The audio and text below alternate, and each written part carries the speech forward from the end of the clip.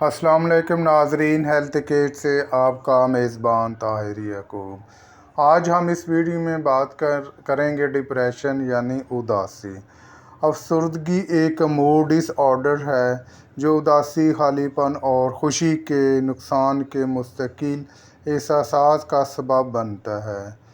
زندگی کے بڑے واقعات جیسے سوگ، فوتگی، کاروبار میں نقصان، امتحان میں ناکامی، شادی میں رکاوٹ اور اس کے علاوہ بے شمار اسباب ہوتے ہیں۔ یہ اسباب ڈپریشن کو متحرک کر دیتے ہیں۔ ایک ڈپریشن ان منفی احساسات سے الگ ہے جو ایک شخص کو عارضی طور پر زندگی کے کسی مشکل واقعہ کے جواب میں ہو سکتا ہے۔ ڈپریشن اکثر حالات کی تبدیلی کے باوجود برقرار رہتا ہے۔ ڈپریشن ایک جاری مسئلہ ہے، گزرنے والا نہیں، جس کے دوران علامات کم از کم 2 ہفتوں تک رہتی ہیں۔ ڈپریشن کئی ہفتوں، مہینوں، سالوں تک جاری رہ سکتا ہے۔ یہ ایک دائمی بیماری ہے جو بہتر ہو جاتی ہے اور پھر دوبارہ آ جاتی ہے۔ ذہنی الجھن، پریشانی، اچانک صدمہ، غم، نقصانات کی خبر سے ہوتا ہے۔ بے چینی وغیرہ کے سبب بعض اوقات انسان مایوسی اور دل شکستگی کی سی کیفیت طاری ہو جاتی ہے۔ اس کو ڈپریشن کہتے ہیں۔ ڈپریشن کا مطلب افسردگی، پریشانی ہے۔ یہ ایک دماغی بیماری ہے جس میں تھوڑی یا زیادہ پرابلم دماغ میں بیٹھ جائے تو اس کے بدلے ہمارے دماغ میں نیورون یعنی سیل پر اثر ہونے سے بیماری پوری باڈی پر کچھ علامات ظاہر کر دیتی ہے، اور اس کی وجہ ہمارے معاشرے میں یعنی ہم جس جگہ یا جس ماحول میں رہ رہے ہیں، ہر انسان کسی نہ کسی پریشانی کا سامنا کر رہا ہے۔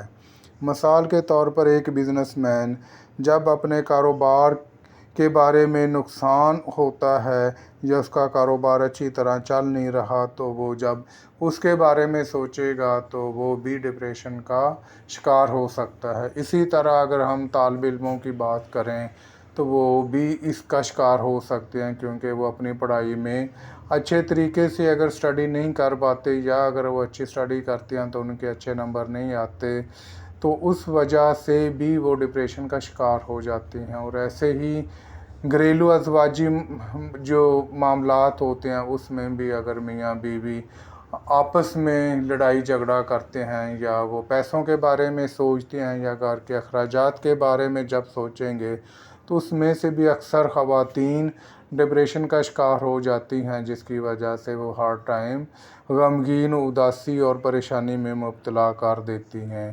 مہنگائی کے دور میں اگر ہم بات کریں تو آج کل اتنی مہنگائی ہو چکی ہے جس کی وجہ سے بے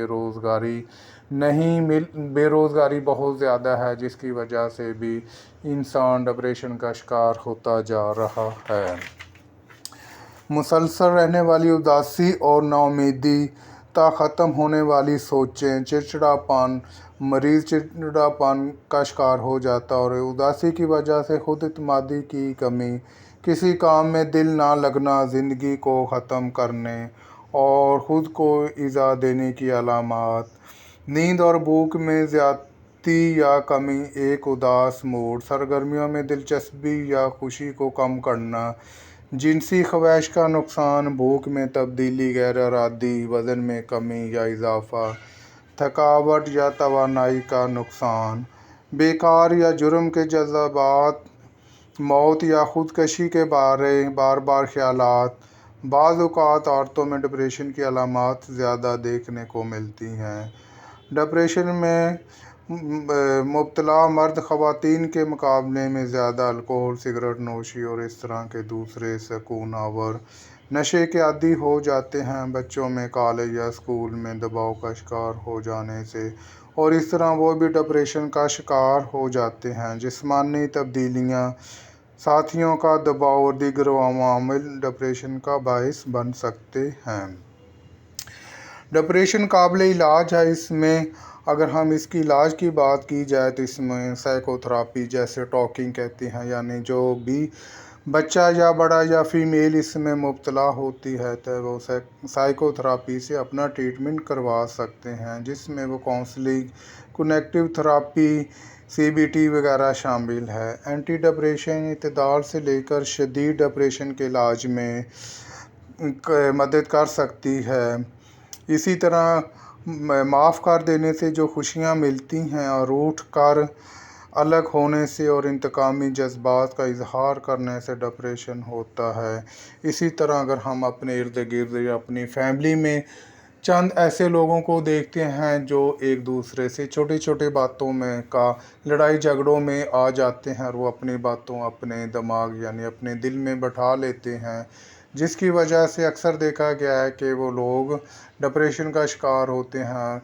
तो इस तरह हमें भी चाहिए कि अगर हमारे ऊपर कोई भी आजमाइश आई, कारोबार का नुकसान है, जॉब का मसला है, बच्चों का मसला है, अगर वो स्टडी अच्छी नहीं कर रहे, इसी तरह कंबाइंड फैमिलियों में अक्सर देखा गया लड़ाई झगड़े होते हैं, तो वो भी दरगुज़र करना चाहिए, क्योंकि दरगुज़र करने से हम इस बीमारी से निजात हासिल कर सकते हैं। अब इसके अगर हम ट्रीटमेंट की बात की जाए तो ट्रीटमेंट सबसे बेस्ट ट्रीटमेंट ये है कि हम अल्लाह ताला की ज़ात को याद करें, कुरान पाक बाकायदगी से पढ़ें, नमाज बाकायदगी से पढ़ें, और दूसरे जो हम में से गलती है वो हम अपनी गलती निकालें। अगर किसी ने हमें को बुरा भला कह दिया है तो हमें चाहिए कि उसको माफ़ कर दें। जब हम माफ़ करेंगे तो अल्लाह की ज़ात हमें इसका अजर देगी। और हमेशा दूसरों को तलकीन करते रहें कि सब्र से काम करें, क्योंकि अगर हम सब्र का दामन पकड़ेंगे तो इसी से हमें काफ़ी ज़्यादा बीमारियों से बच सकते हैं, क्योंकि सब्र ही इसका वाहिद हल है और सब्र करने से ही हम डिप्रेशन की बीमारी से निकल सकते हैं। कुछ लोग बर्दाश्त कर लेते हैं, बर्दाश्त का मतलब ये होता है कि हम वक्ती तौर पर चुप हो जाते हैं। फॉर एग्ज़ाम्पल कोई जॉब पे है तो बॉस ने अगर उसे कुछ बुरा भला कह दिया है, अगर उसने सब्र कर लिया है तो वो बीमारी से बच जाएगा। अगर उसने बर्दाश्त किया है यानी वो अंदर ही अंदर अपने दिल और दिमाग में कुटता रहेगा, तो जिसकी वजह से वो बीमारी अपने ऊपर यानी डिप्रेशन की बीमारी अपने ऊपर फोकस कर लेगा, जिसकी वजह से सम टाइम तो ये होता है कि उसका असर फौरी हो जाता है।